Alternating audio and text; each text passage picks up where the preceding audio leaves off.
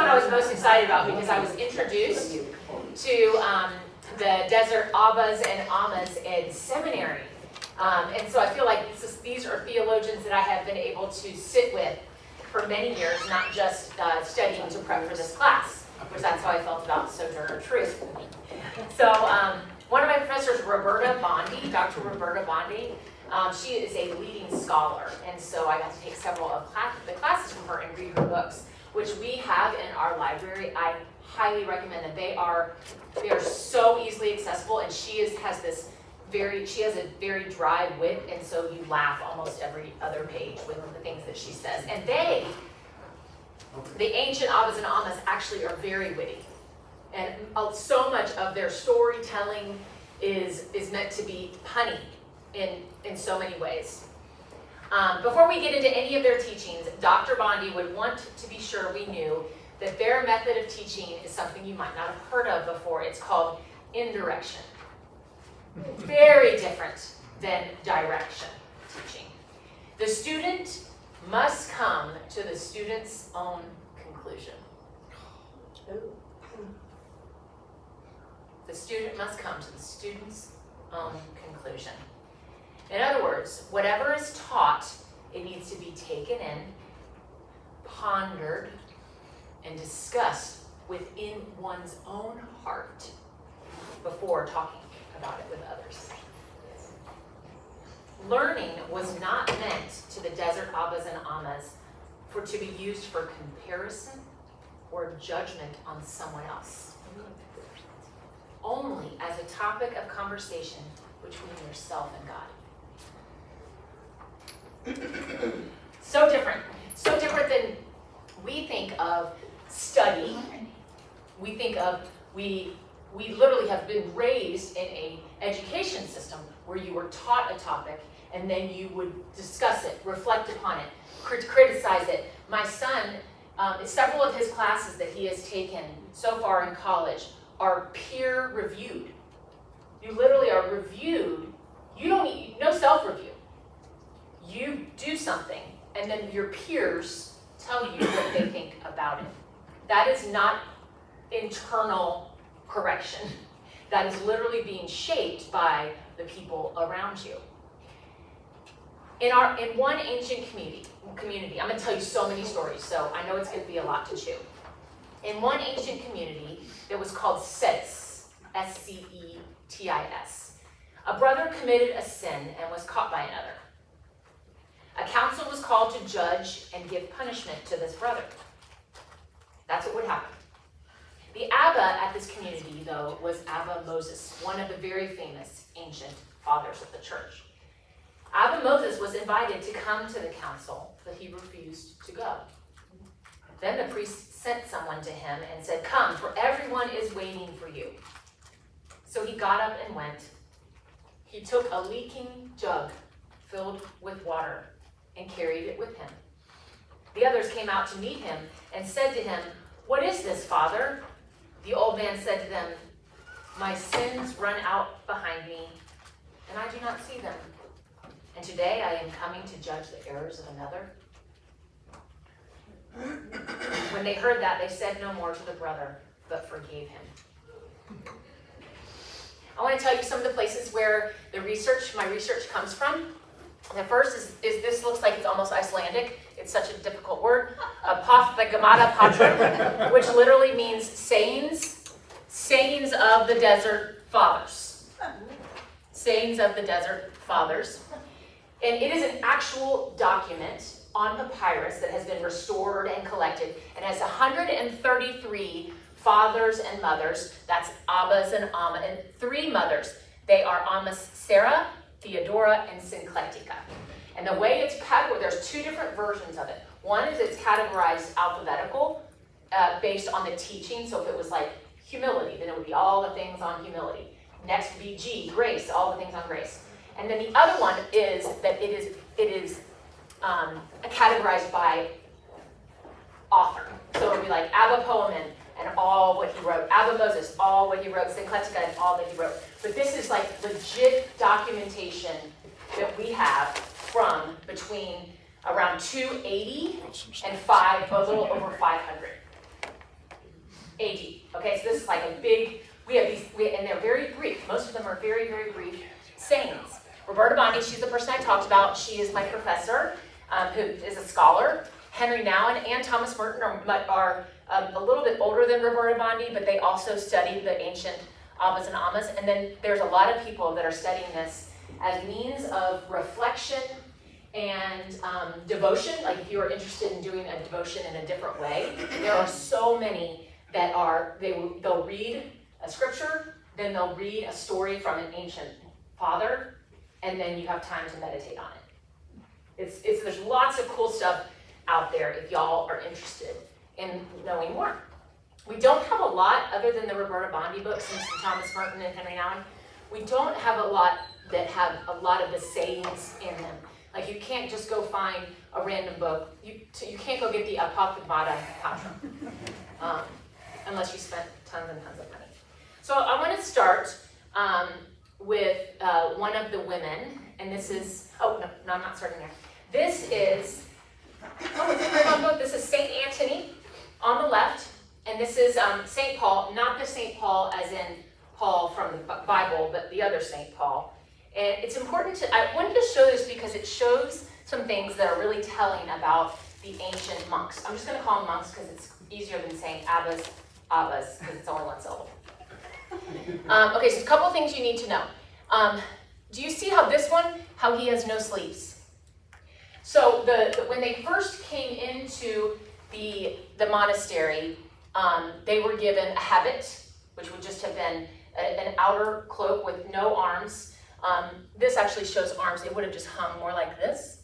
And you did not want long sleeves. Why, would you think? It's hot. No. Working. Yes. You just didn't want them to get in the way of things. Okay? But the other thing is in the ancient world, in the first several centuries, I guess that's not the ancient world, in the new ancient world, having clothing that covered everything was a sign of wealth. Think about that. Because if you were covered, then you were protected from the elements, you were more, and so they wanted it to be, for the younger ones, they wanted it to be a sign, another sign of asceticism, of like denial, okay? And then they would have the hood. The hood was back during eating times, because you could eat and talk to each other, but then during worship and prayer and silence, it would be up, so that you could not risk, and you would diminish your risk of distraction, because the hood would hopefully cover to here. So you wouldn't be able to do comparison, again, because you're just trying to be there before God. Or even if you're outside, you're not wanting to be distracted, you're just wanting to silence and focus on whatever is center of mind. They had a staff, which would be used as their, not because they needed it for walking, but because they needed it as they were out in the desert, and maybe they came upon a snake or something, as a means of fending off. And then this is very important that he's holding this scroll, because even though at this point in world history, again, we're talking like 3rd to 5th centuries, the majority, I mean 98% of the world is illiterate. Cannot read, cannot write. These folks knew how to. That's why we have this amazing resource. They all knew how to read and write. And if you came to the monastery, if you decided I am called to leave, what they would do is they would, I really have to figure out how many stories I can tell. But so they would come and they would knock on the door. And not everybody that came necessarily knew how to write or read yet. But they had to make sure that this person that was coming into the monastery really was wanting to deny and really give it up and do it all. And so they would make them stay outside, sometimes for weeks on end, because they wanted, and they would say, what do I do? What do I do? And then the person that would stand at the door, was a very esteemed position, was called the porter. That wasn't the abbot. It wasn't the main priest, the main monk of the monastery. It would be the porter. And the porter would then come back to the door and tell this person what they needed to do as they prepared to come into the monastery. And the first thing that the porter would say is, I'm going to teach you how to pray. And I'm going to teach you the 23rd Psalm. And then he would, through the door, help him memorize the 23rd Psalm. And then as the days went on, he would then do other prayers, other psalms. And he would help, that's what this person would do, mostly men. And they would and he would say, well, what do I do? You pray this prayer, sit in silence and you pray this prayer. You let it meditate within you, and you pray this prayer. And then it weeded people out. Because they were like, this isn't enough for me. This is not really what I'm called to do. But the ones that would stay then would come in, and they were given a cell. And the cell was not meant to be a place of comfort. It wasn't a large cell, it was very small. It wouldn't have been long enough for someone 6 feet to lay out flat. You wanted it to not be too comfortable, because you're denying self. You're denying self. You don't, and so it was a small cell, and you were given 2 habits, these 2 cloaks, and one was what you would put on at night, and the other one is what you would pull over you for your blanket, and you could switch them out. And then you were given a mat, no pillow, no towel, no blanket, no mattress, stone floor, sand floor. That's your cell. All day you would spend what they would spend their time doing. Well, I'm getting ahead of myself. What else? That's how I told you the story about how you would get into the monastery, that they were all literate. Okay, moving on. Now we have Syncletica. This is one of the famous Ammas. Many of them are not named, no surprise. And what they would do, one of the big things that these ancient Abbas and Ammas would do to the outside world, not necessarily to the people that lived in the monasteries, but like it was said that people during the 3rd, 4th, 5th centuries, they would come out because they wanted to receive a word. Similar to like if someone wanted to come meet with a priest or meet with a pastor to be given spiritual direction. This was a huge thing that these ancient Abbas and Ammas did, is that they would listen to you, and then they would say, this is where I see God at work in your life, or this is where I see the Spirit directing your life. So spiritual direction was not linked to gender at all. It didn't matter if you were a man or woman who could give you this idea. Were the women in separate communities? Like, yes. So they weren't together? No, they weren't together. Good question. By the year, I say this in my sermon too, but I might not at 11, but by the year 300, there were 3,000 monastic communities. So 3,000. I'm having trouble, like, in the desert. Like, how did they live? Caves. So okay. I'm not familiar with the landscape. Neither am I. Okay. I am because of some of the videos that I watched, but I mean, honestly, a lot like hill country. Okay, so not like sand dunes. Right. Okay. But I think there are parts of the Sahara Desert that are like that, but this is more Egyptian desert, which means that it's going to be, I think it's more wildernessy. At least that's the way I picture it. And one of the videos that I watched, someone is calling me. Holly Salmon. Oh no, I hope she's okay. Can I call you later? One of the things that I think that it's difficult for us to imagine is because have any of y'all been to the deserts of Egypt? Do you want to describe it to us? Rocky. Rocky. One of the podcasts that the videos that I watched, she was teaching from where these people taught, and it looked like hill country to me. Oh, okay. Yeah. I mean, back then it was more temperate. That now it's really desert. Now, Rocky, goats can survive. Where Moses went through, it's like valleys and whatnot. And in the winter it would rain, and it would be very green. There would be lush. Spring. Yeah. It would be green in the spring. Okay. Sounds like Big Bend area. Yeah. Yes. Yeah. Are there still ruins you can visit? Yeah. Oh yeah, for sure.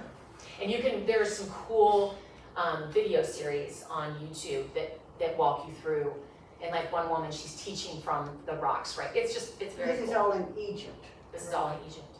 And did they flee there to escape persecution? Ooh. We're gonna get there.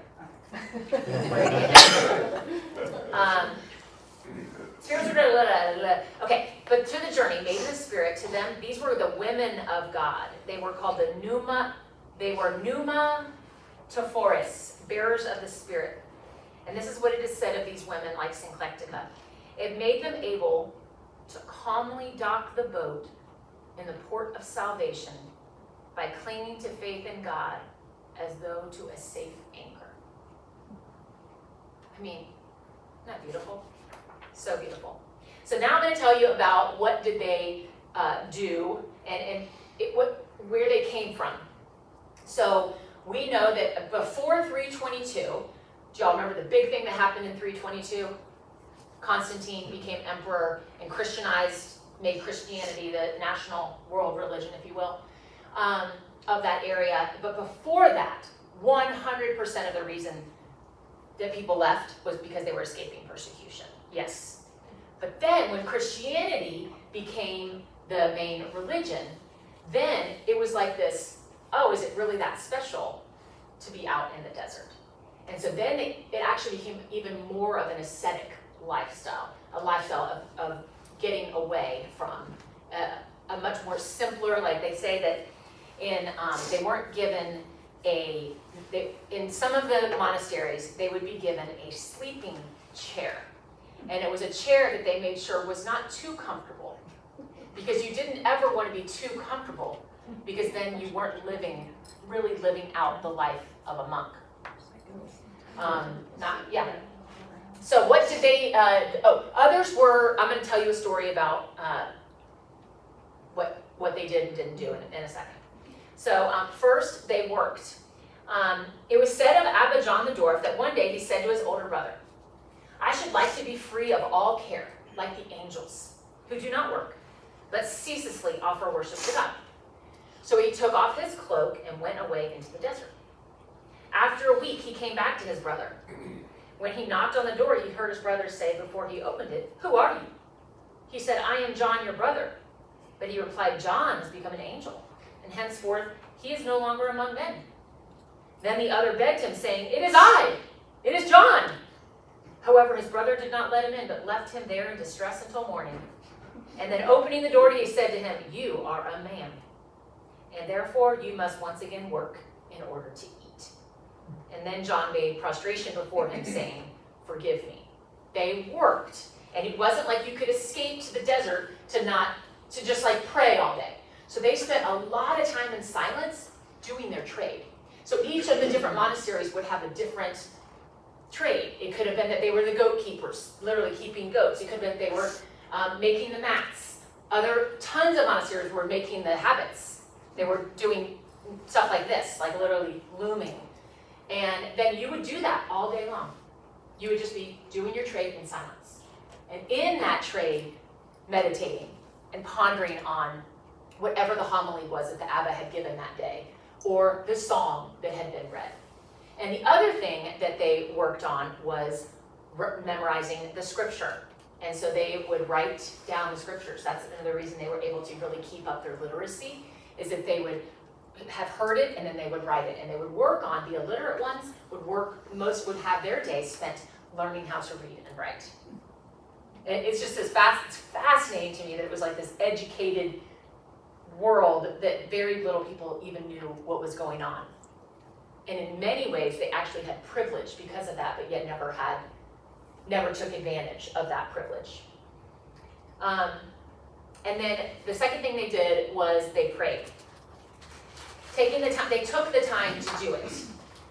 A visitor to Abbot Theodore wanted to know about the consolations of the spiritual life, the blinding flashes of transforming insight, and the deeper calm that infiltrates the heart and infuses the life of someone who has fully given himself to the way of death. In other words, tell me, what do I need to do to have that just holy moment?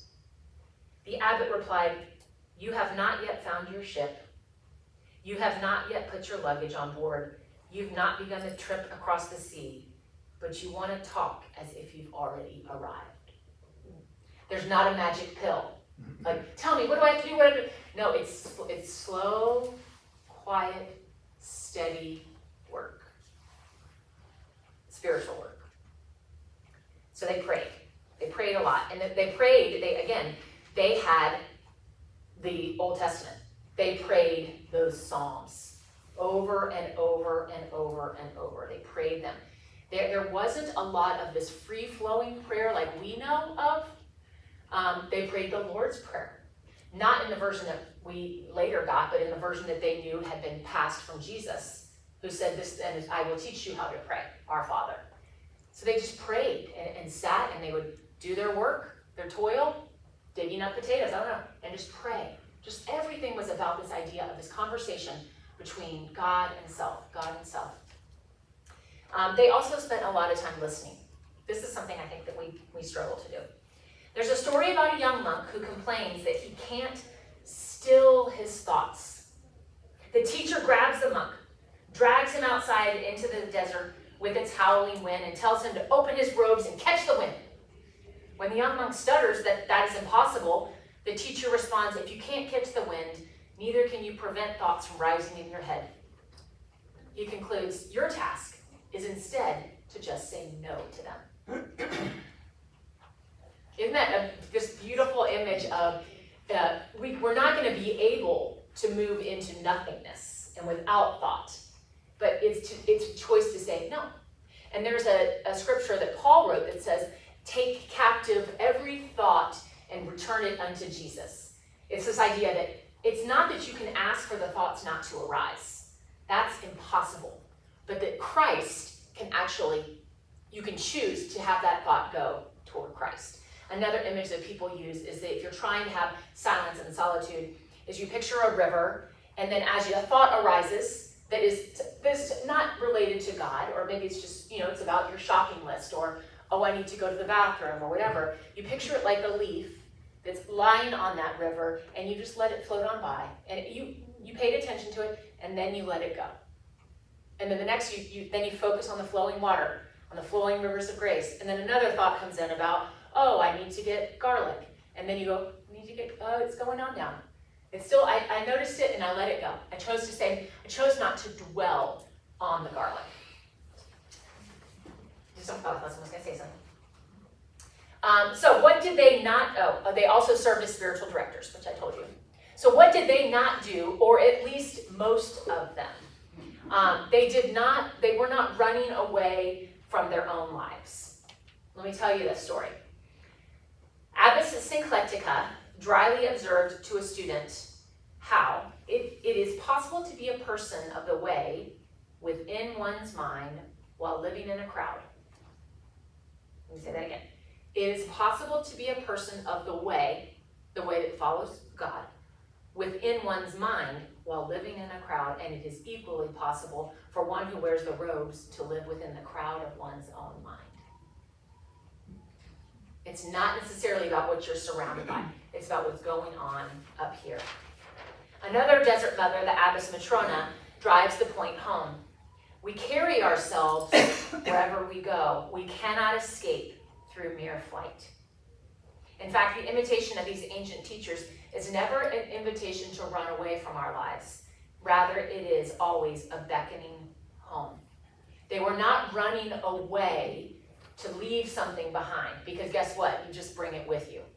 They actually ran away to meet it, to face it, to address it. And not before anybody else, not so that you could be in better relationship with anyone else, but so you could be better in your relationship with God.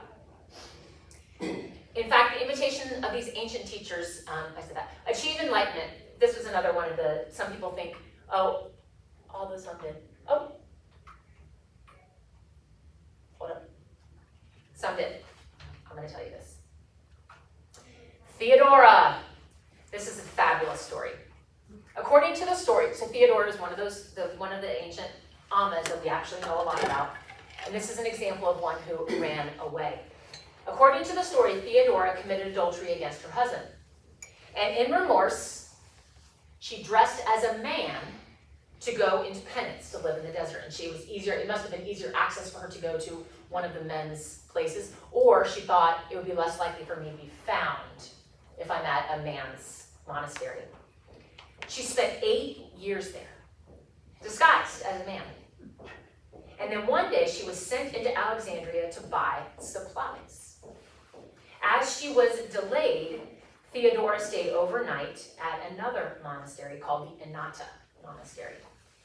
The daughter of the monastic leader at this specific monastery tried to seduce Theodora, thinking that Theodora is a man.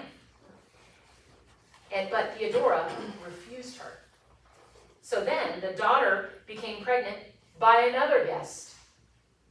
And when it became obvious, she said that Theodora was the one who had impregnated her. All this she can't tell anybody because So proper right there. yeah. This is in the Bible, or this is just history? No, this is in the Gemara, Wow. the big thing, the big book. Once the baby arrived, the child was delivered to Theodora's monastery because she had said it was true. Where Theodora denied the accusation. Nevertheless, she was not believed and was banished, thrown with the baby out of the monastic enclosure. Theodora and the baby settled into a nearby hut and lived there in severe poverty for 7 years. Eventually, the monks were able to convince their igumen, which is like their leader, who experienced a revelation from God that the sin was forgiven, to readmit Theodora and the now 7-year-old. Theodora performed miracles and was held in great esteem by the monks. Still as a man? Is she still disguised as a man Yeah. at this point? Okay. After she died, the community found out that she was a woman, and they asked her for forgiveness. Theodora's husband heard about it and entered the monastery, along with Theodora's boy, who eventually became a leader of the monastery himself.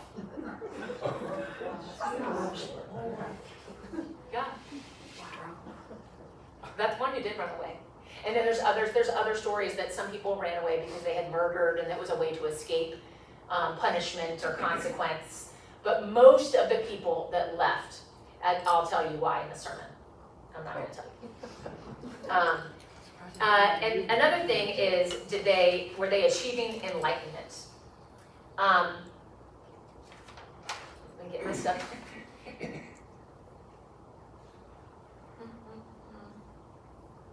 It was thought that these monks were maybe high and haughty and believed that they were truly.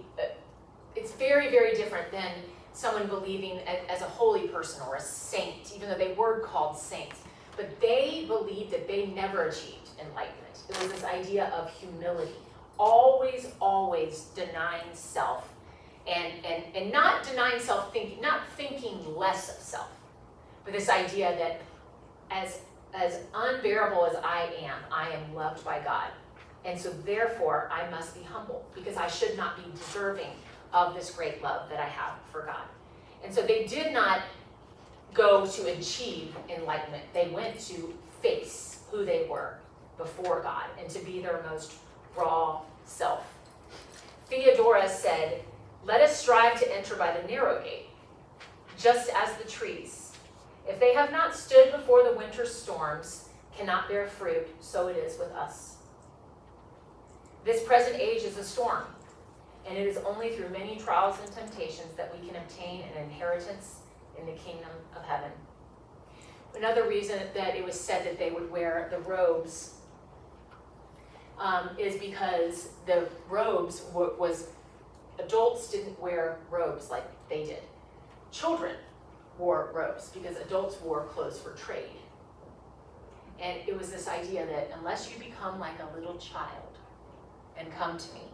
So even their very clothing was this symbol of literally humility, becoming like children, where you owned nothing.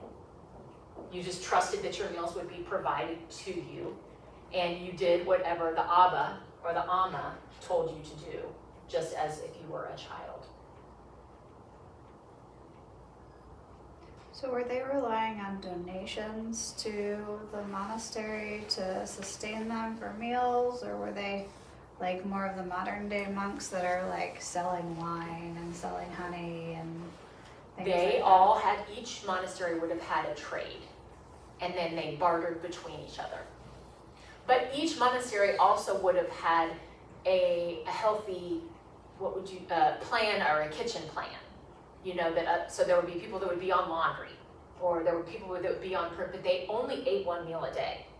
They ate very, very little, so it's not like they were having to work out 3 meals and snacks. I mean, they lived very, very simply.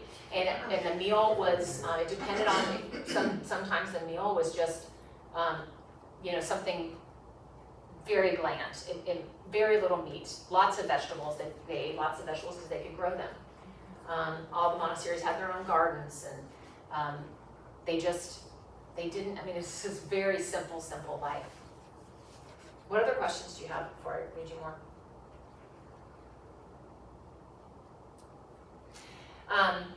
Here's another story about achieving enlightenment. When the young John the Dwarf was still finding his way, he prayed to be delivered from all passions. Passions is what the monks called sin, desires. Feeling God had in fact answered his prayers, he went to one of his teachers and declared, "You see before you one who has transcended temptation. My heart is completely at rest." The teacher yelled at him, "And you've completely missed the point. Go back and pray for the struggle to return. And when it comes, pray not to be delivered from the task, but for strength to persevere."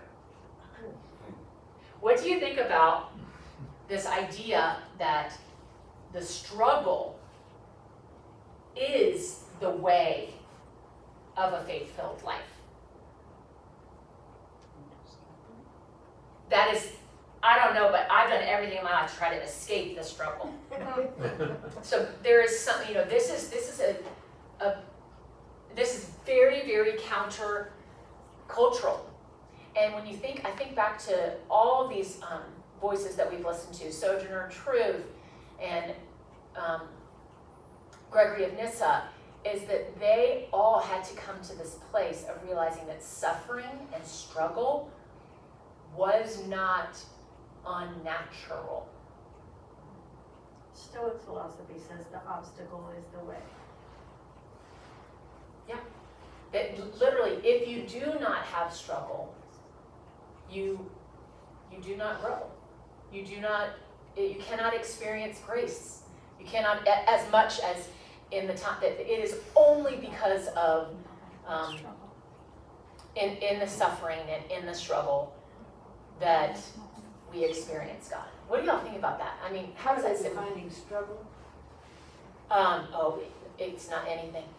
It could be cancer, it could be mental illness, it could be losing your job, losing a child. They're not really talking about a spiritual struggle then, just like Well, I don't know if you can separate against them. their own sin, for example, is what I was thinking. Oh, I see what you're saying. I think it's both, because I don't know if you can separate them. I mean, at least the people that I know that have lost children or lost spouses or have cancer, it's hard to not make that spiritual because you believe God holds your life, right? But then I think that also there is so I think I know what you're saying. The internal struggle. Internal, you've got the struggle of brokenness, which is all those things, and then you've got the struggle with our own individual sin, our own brokenness. But then you have the third, which is like the struggle of the world's brokenness. You know, it's like, so all that together. I don't think it's one of those categories. I think all of this is what they would be. I think here, he would have specifically been talking about his own personal sins when John the Dwarf was finding his way to be delivered from all of the passions. I have this friend. Did I bring my phone in here? I didn't. I have a friend who lost a child stillborn. She delivered at 40 weeks, 2 days, and the day before had a heartbeat, and the day after did not. And I mean, it's just so awful. And they've had another child since then, but she has come to this place where she realizes that God is still good in the midst of that awful thing that happened. And that if not for that struggle, they would not have experienced the holiness and grace and nearness of God as before. And when I read that, I was like, I guess because I haven't experienced that, I can't identify, but that was very like this idea of that as things in our life fall by the wayside, we are actually closer to our Creator. I don't know. What do y'all think about that? That's really hard to tell somebody if they're in the midst of it, first of all. Yeah. You know, I like, don't think you should. what? I don't think it's. Oh, no, you shouldn't be like, well, guess what? Guess what? This is gonna help you grow closer. That is the perfect example of indirect learning in modern times. What is I indirect? mean, The indirection, in other words, you come to the conclusion yourself. And that he's saying, I think what you're saying, is that someone else, they need to come to that conclusion themselves. right, you can't tell someone in the middle of the struggle they're gonna come out better Right, in the end. that's true. And I don't think it feels like you're getting closer to God in that moment. I think it's kind of a hindsight thing. I often pray for people to, you know, when somebody's going through a struggle, for God to walk alongside them and to let his presence known. Because I think that having his presence known to that person is helpful to keep them going. Yeah. Yes, I'm going to presume you know the story of the baptismal font. I do.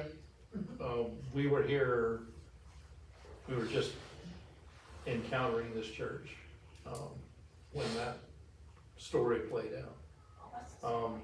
I'm guessing very few other people here actually know the story. Do you want to tell the story? Gary Dennis was the pastor, longtime pastor.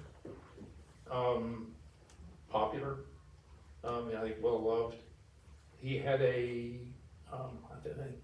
I know he had one child, I'm not sure about others, but he had a son who was, what, early teens?